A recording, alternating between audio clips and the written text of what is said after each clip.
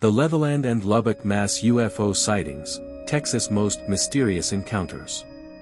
On the night of November 2, 1957, the small town of Levelland became a hotspot for UFO activity. Over the course of several hours, numerous witnesses reported seeing glowing, oval-shaped crafts hovering near the highways and over fields. What's even more peculiar was the effect these crafts had on vehicles. Time and again, witnesses described how their car engines stalled, headlights dimmed, and radios went static just as these unidentified objects appeared. As soon as the UFOs disappeared, the vehicles would return to normal, as if nothing had happened. Pedro Saucedo and Joe Salaz were among the first witnesses that night. While driving, they encountered a large blue-green object that descended and blocked the road. Saucedo later reported, "It lit up the road ahead of us. Our engine died immediately." The object hovered, then shot off into the sky at a rapid speed. Once it vanished, the car started back up. Saucedo and Salaz were far from alone. A local college student, a truck driver, and a sheriff's deputy reported similar sightings, all involving bright, glowing crafts and mysterious electrical malfunctions. By midnight, local law enforcement was inundated with reports from concerned residents. Even Levelland's sheriff, Clem, initially dismissed the reports as a hoax. But after visiting one of the reported locations, he too witnessed an unexplainable event, a bright, egg-shaped object rising into the night sky. Sheriff Clem's sighting lent credibility to the growing number of accounts pouring in from the surrounding areas. Lubbock Lights, the 1951 incident. While Levelland was the focus of 1957, it wasn't the first time strange lights had appeared in West Texas skies. In August 1951, a series of mysterious lights was witnessed by dozens of people in Lubbock, just 40 miles east of Levelland. Known today as the Lubbock Lights, these sightings became famous for their consistency and the sheer number of credible witnesses. The first sightings occurred on August 25, when 3 professors from Texas Tech University observed a V-shaped formation of lights flying over Lubbock.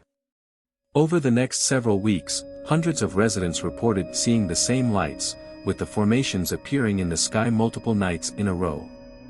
The lights were described as bright, bluish-green, and silent. Among the most compelling evidence for the Lubbock Lights was a series of photographs taken by Carl Hart Jr., a Texas Tech student. These images, which captured the lights in formation, were published in Life magazine, sparking national interest. Experts analyzed the photos but were unable to offer a definitive explanation.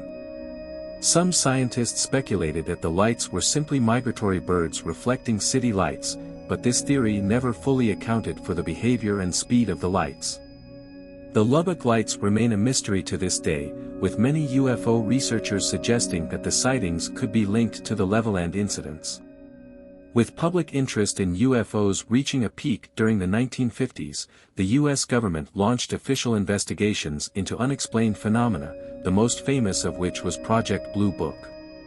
When reports from Levelland began to circulate, the Air Force dispatched investigators to assess the situation. Project Blue Book ultimately concluded that the sightings were the result of an electrical storm and ball lightning, a rare atmospheric event. However, many locals were unsatisfied with this explanation, pointing out that no storms were reported in the area on the night of November 2. Moreover, the consistent nature of the sightings and the physical effects on vehicles were hard to dismiss as mere weather anomalies. Critics of the government's investigation argued that the Air Force was attempting to downplay the significance of the events to avoid causing public panic. Project Blue Book's conclusions were met with skepticism by UFO enthusiasts, who felt that the investigators had overlooked key details. Many believed that the government was covering up evidence of extraterrestrial contact. The 1950s were a tense period, marked by Cold War paranoia, and some theorized that officials feared public knowledge of UFOs might cause widespread alarm or even spark conspiracy theories about Soviet involvement.